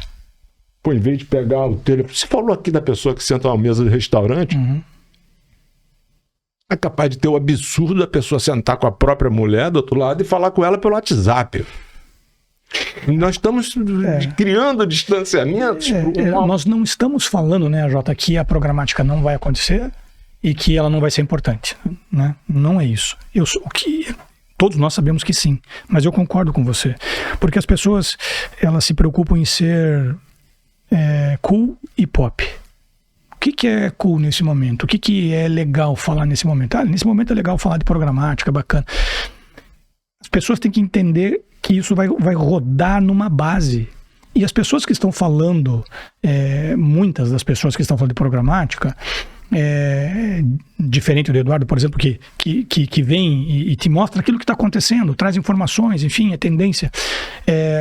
As pessoas que estão preocupadas com programática agora, deixa eu reformar minha fala, né? As pessoas que se preocupam com programática agora como veículo de comunicação, ela antes tem que se preocupar com que sistema de métrica ela está trabalhando.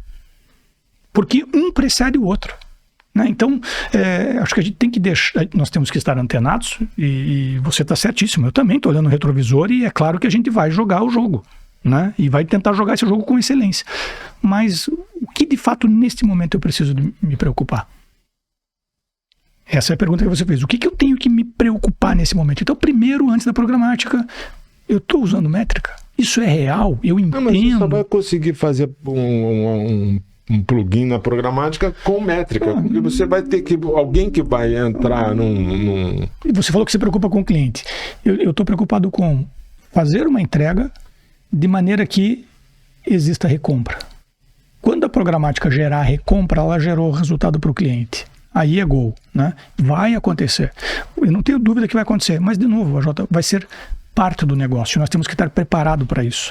Qual é a outra parte do jogo? É isso que você acabou de falar. O abraço, pegar na mão, o olho no olho, não vai acabar. Não vai acabar. É a pragmática. Não vai. Ou a simples bênção da humanidade, da humanização do processo. A humanização do processo não vai acabar. A tua genialidade de fazer uma defesa de um plano, de um projeto, de uma... Né? E por que genialidade? Não olhando para isso na literalidade de ser um gênio falando, mas a alma da tua empresa falando no processo de venda. Isso também não vai acabar. Nunca. Cara, você é uma pessoa maneira. Queria ter te conhecido há muito mais tempo. Somos amigos de infância. De infância, né? Temos que jogar uma partidinha de tênis ainda. Não, mas, pô, tu fez um backhand aí que eu acho que eu vou botar tu e o Léo do lado de lá, jogando quadra inteira, né? E eu do lado de cá, jogando só a quadra de simples.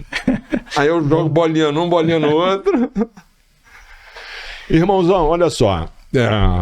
A gente aqui versou sobre um monte de coisa, né? Não sei se você quer falar mais alguma coisa do nosso setor. Agradeço muito você ter trazido esse livro. Vou ler e vou te dar um retorno. Legal. Programática não dá retorno. Programática lê isso aqui, imputa dado, não liga de novo. Pô, amigo, amei teu livro, não tem isso. Não dá calorzinho no coração, sabe? Isso que dá são pessoas.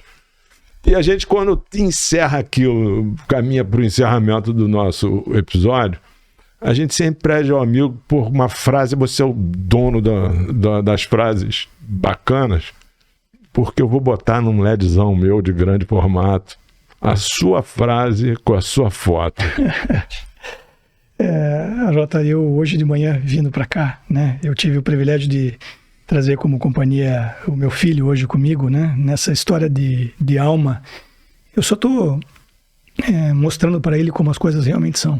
Mostrando a alma, né? Para caso ele queira, ele se apaixone por isso, né? Ele esteja perto de mim nisso. E se eventualmente ele não estiver perto de mim nisso, nós estaremos perto na vida, né? E hoje de manhã eu li uma frase que mexeu muito comigo. Sempre é tempo de recomeçar. Recomece. Porque se você não recomeçar, um dia será tarde demais. Que não seja tarde demais para a gente... Pô, tá ficando grande a frase, não vai estar não. Não é uma frase de Eudoro. Não é frase de Eudoro. Pessoal fazer uma adaptação, né?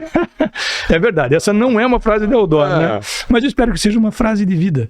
Sempre há tempo de recomeçar. Recomece, senão um dia pode ser tarde demais.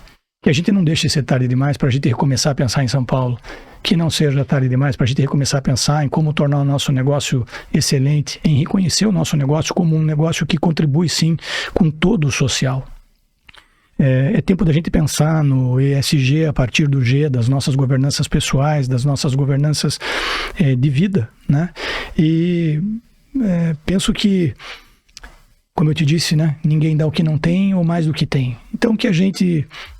pense na alma das nossas companhias, para que as nossas companhias continuem a devolver a magia, né? Eu olho para os pincéis do meu avô e olho para aquela... Você tem os pincéis do seu avô? Eu tenho os pincéis do meu avô. Cara, eu guardei tudo que eu tinha do meu avô, do meu pai, tudo que eu pude guardar, eu guardei. Muito legal. E trago comigo.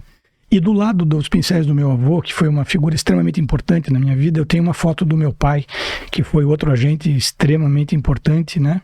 E infelizmente no final da vida do meu pai, nos últimos 2 anos, a gente estava um pouco longe e eu não consegui dar um abraço final no meu pai. Eu sinto muita falta disso, sabe? De ter olhado no olho dele e ter dito quão grato eu sou pelas coisas que ele fez. E me arrependo por não ter sido grato.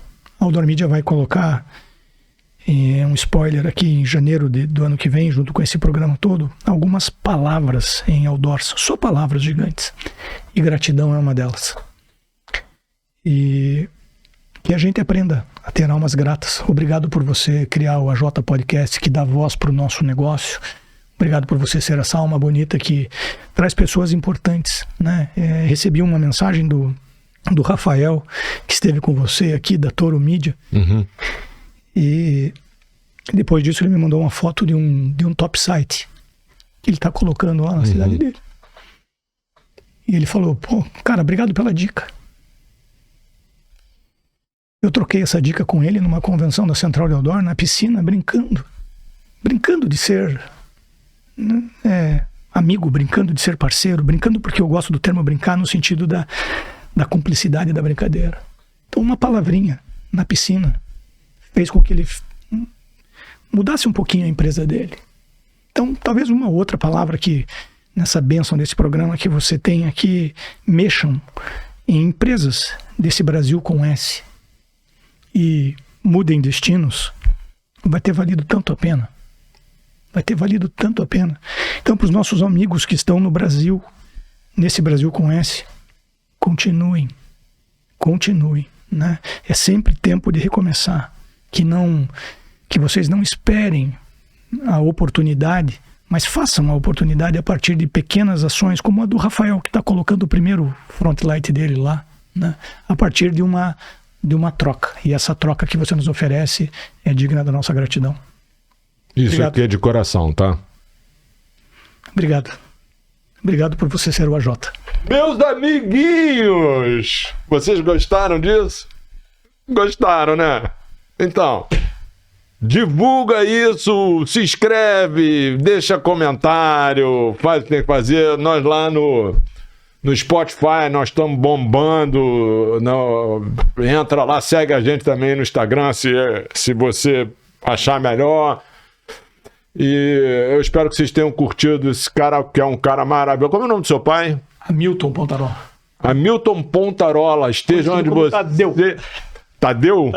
Tadeu, eu esteja onde você estiver, eu deixo aqui uma homenagem a você. Eu vou fechar esse episódio com uma salva de palmas.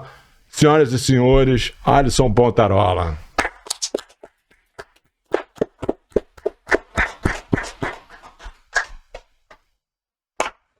Sinto falta desse abraço que eu não dei nele, cara.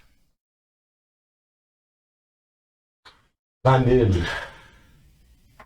Vem cá. Vem cá você. Abraça seu pai aí.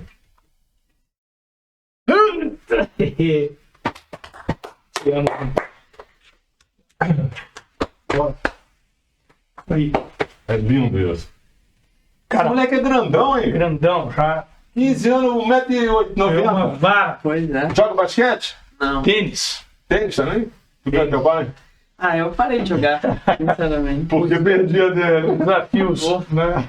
O meu também parou de jogar. Ele falou, pô, tu não me deixa ganhar, não vou mais jogar.